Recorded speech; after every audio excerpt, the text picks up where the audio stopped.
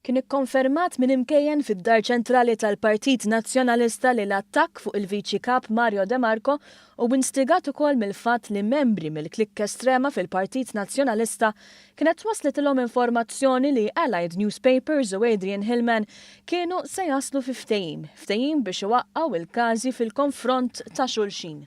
Mario De Marco huwa membru tal-Fondazzjoni Strickland li għandha l-maġġoranza tal-isma fil-kumpanija Allied Newspapers. Adrian Hillman, l-ex direttur maniġerjali tal-istess kumpanija, kien irriżenja wara numru tal-allegazzjonijiet li saru fejn implikaw korruzzjoni bejnu u kumpaniji ta' Chief of Staff tal-Prim Ministru. Strateġisti tal-Partit Nazzjonalista kienu qed jippretendu li se jkollhom iktar materjal biex jonfħu din l-istorja li oriġinat mill-blog ta' Daphne Caruana Galizia. Però rriżulta li wara inkjesta interna Allied Newspapers ħassew li kien ikun aħjar kieku jaslu fi ftehim ma' Hillman, ftehim li jagħmluh uffiċjali tul il-jum ta' tlieta. Persuni b'esperjenza legali sostnew li hekk jirriżulta li mill-inkjesta ma rriżultawx l-allegazzjonijiet ta' korruzzjoni, għaliex kieku d-diretturi tal-Allied Newspapers ma kinux ikunu f'pożizzjoni li jaslu fi ftehim barra l-qorti.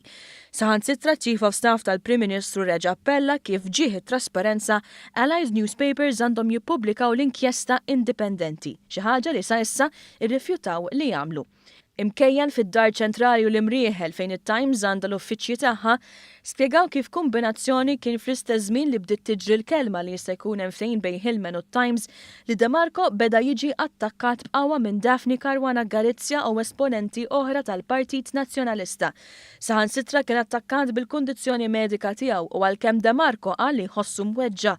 Il-kap tal-Partit Nazzjonalista Simon Busuttil fl-ebda ħin ma kien komdu jikkundanna l-attakki fil-konfront tiegħu.